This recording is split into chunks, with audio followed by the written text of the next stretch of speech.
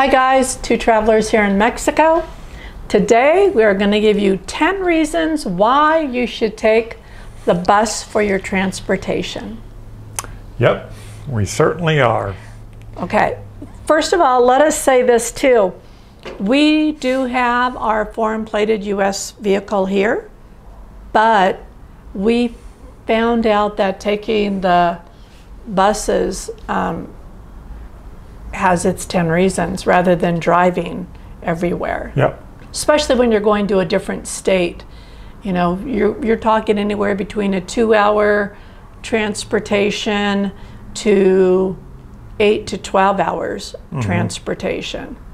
So we're going to give you the 10 reasons, and we're going to start right now. Or should I say we're going to give you the ace. reasons. See, I don't know all my Spanish. I don't know what the word is for reasons. But, okay, so here we go. Okay. Number one. Numero uno. Okay, what's the first reason, babe? We choose to take the bus? What is the first reason? The first reason that we take the bus is we can save money because of our INAPAM senior card. We can save up to 50%. Yeah. Now they only say that they have so many seats reserved per bus, but I think it's only happened once, maybe twice in 3.5 years that we have not been able to use our INAPAM card to get the discount.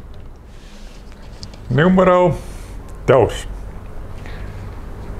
Riding the bus saves on tolls.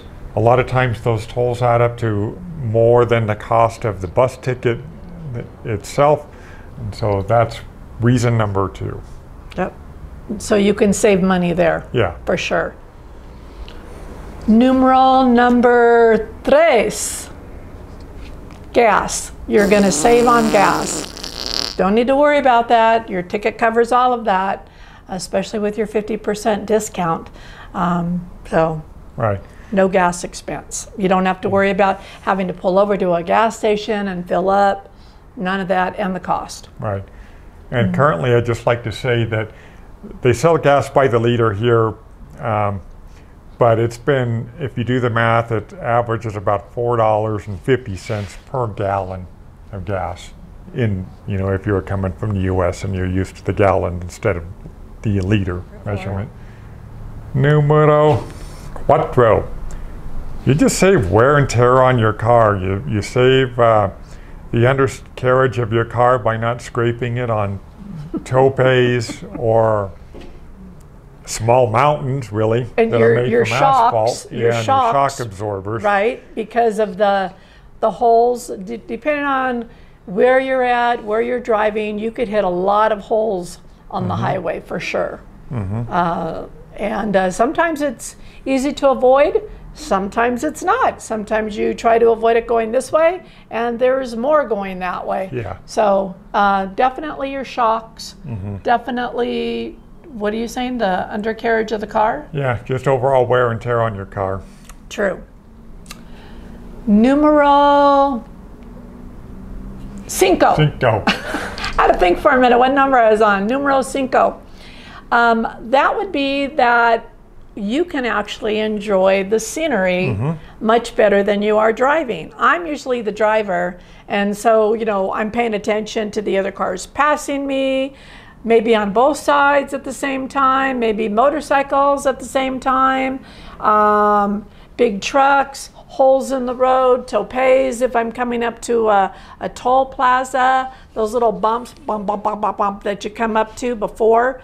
So, you know, I can't enjoy the scenery like you can on a bus. You've got nothing to worry about, nothing to really have to do on the bus, but just enjoy the scenery. Now, some of you may be asking, why does she do most of the driving?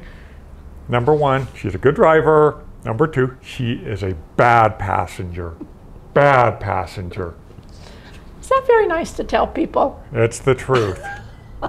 It is the truth. It is. So we'll leave it at that. Numero seis. You don't have to deal with crazy drivers on the road. You don't have to deal with being the vehicle in the outside lane of a roundabout and the person 2 lanes over from you decides to make a sharp right-hand turn in front of you. You don't have to deal with any of that, or you don't have to deal with people, you know, halfway in your lane and halfway in their own lane. That happens a lot too. Yeah. And then you don't have to deal with those crazy drivers when you're driving and there's nobody behind you, and then 2 seconds later somebody just speed bombs you like at 90 miles an hour out of nowhere, scares the living crap out of you. So. Or the Uber Eats driver passing you on the left on his motorcycle, and the DD food driver passing you on the right also on his motorcycle. Okay. Numero 7. You have an onboard toilet. You have the he and the she, and you can use either one of them if you want to. So that's nice and convenient. When you're in your car, you have to find somewhere, a gas station, a restaurant, somewhere to pull over. Here, you just get out of your seat, go to the back of the bus, do your business, and come back to your seat. No problem at all. That is a convenience. And I don't know about you guys, but I personally appreciate having a bathroom nearby the older I get. Just me, probably. Not saying I'm incontinent or anything yet. God, let's hope that never happens. Oh, numero 8. Ocho. Most buses have an onboard entertainment system. And not male strippers, okay? Yeah, I have yet to see a bus with a stripper pole, unfortunately. But they offer a variety of movies or music that you can watch or listen to, or sometimes you can, they'll have an onboard map of where you're at. And they usually have the headsets that, you know, are in little packages that are right there. But I would say bring your own. Yeah. Because they don't always work that great at all. So we usually bring our own. Numero 9. You can recline your seat and take a nap, kick back, watch the scenery, you know, take a snooze, whatever you want to do.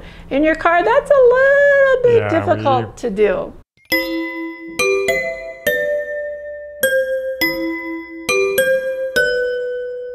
Yeah, we found it's generally not advised to be napping behind the wheel in your car. It's not a good idea.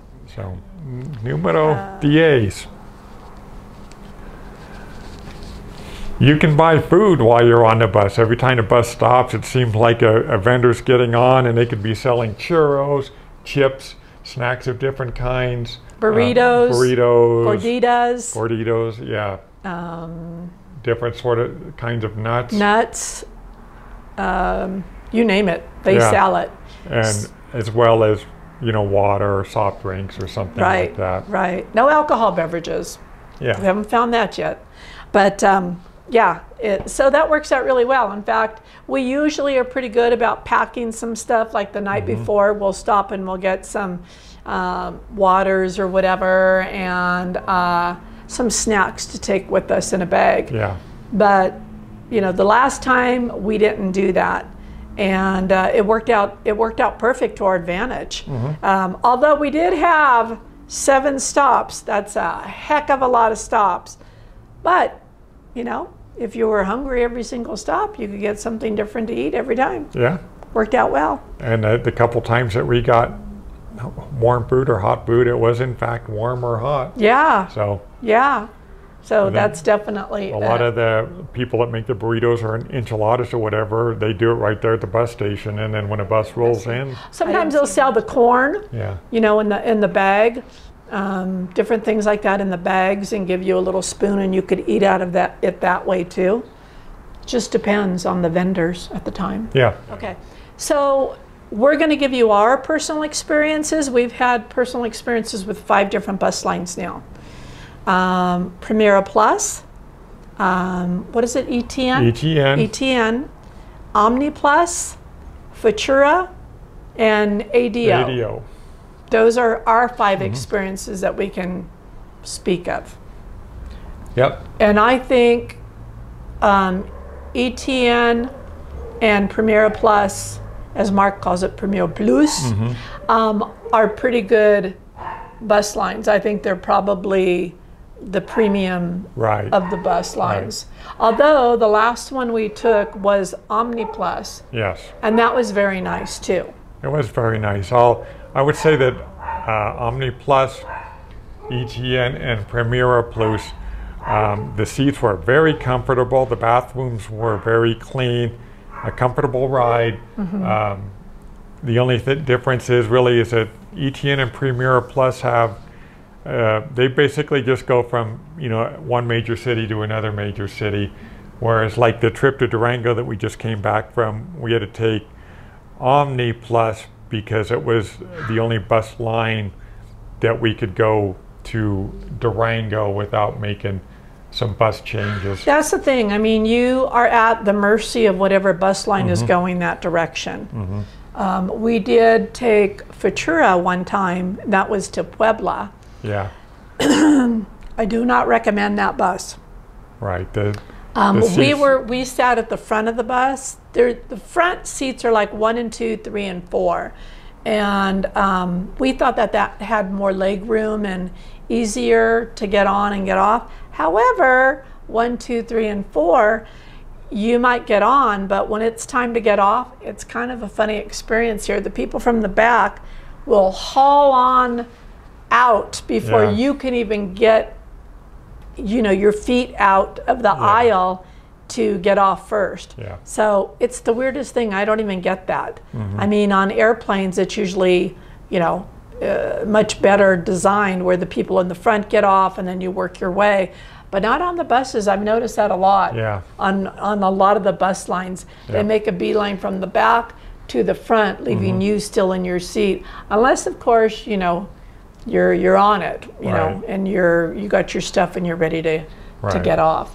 Futura, though, I would not recommend for the reasons that we were in the front of the bus, and as we entered like halfway down the bus to go to the restroom, you could smell the smell of the bathrooms. It wasn't good. I mean, that should not happen, and that has never happened on any of the buses that we've ever taken. And the seats for me were not that comfortable. Not as well maintained. It didn't look like anybody cleaned the bus in a little while. And so of the 5 bus lines we've been on, Futura was probably it was the worst in terms of that. It was the worst experience that we had. Going to Puebla was worse than coming back from Puebla. But still, I mean, again, you're at their mercy sometimes on what bus line is going to go to what destination. So, suck it up, Buttercup. You got to do what you got to do. And what do you guys think of my Pebbles hairdo, talking about Puebla? Right? Well, Puebla, Pebbles, it's all the same. A bone sticking through your hair, too. Well, I don't have that part. So next time I'll do Pepe Longstocking with the wire and the braids. So we've ridden ADO a couple of times, from Merida to Campeche, and then from Campeche back to Merida. It was an okay bus, not top of the line, not bottom of the line. It was just And it wasn't that long of a ride either. Couple hours. I can't remember how long it was. An hour and a half, 2 hours maybe. I don't recall. I would I would ride them. It was fine. But then again, like we're saying, you take whatever bus line goes to that destination. But our top is probably ETN and Primera Plus. Although I think the Omni Plus was just as comfortable as ETN or Primera Plus, and the bathroom was do agree. Clean. But Omnibus makes a lot of stops in small towns and stuff that Primera Plus or ETN don't make. They have a tendency to go to the larger towns. Just a direct destination. So, and that's another thing too, depending on where you're going, depending on the bus line, depends on how many stops too. Like we did not realize that there was going to be 7 stops to go to Durango. You're at their mercy. Just, like I said, suck it up, Buttercup, just take a nap, watch a movie, relax, whatever, get some food, get a gordita, get a churro, you know, and it's all good. Yeah. So that's our experience on the bus lines that we can tell you from. Yeah, feel free to comment your experiences on the bus lines down below. And as always, if you guys have not subscribed to our Facebook, Two Travelers in Mexico, go ahead and do that. We post different articles about Mexico and what's happening that I think you guys might like to know information on. I do post some dog stuff from time to time, me feeding the street dogs. You know, it's a good page, I think, and the people are really good on there. You know, we don't have any nastiness like you'd find on some Facebook pages. People are like rude. The people on our page are not rude, and it's a private page. You have to ask to join, and I think there's 2 questions you need to answer about joining. Hi, Mr. B. So that's it. And again, if you guys like what we're doing, please think about subscribing to our channel. And the last thing, as always, what she did. bye. Bye.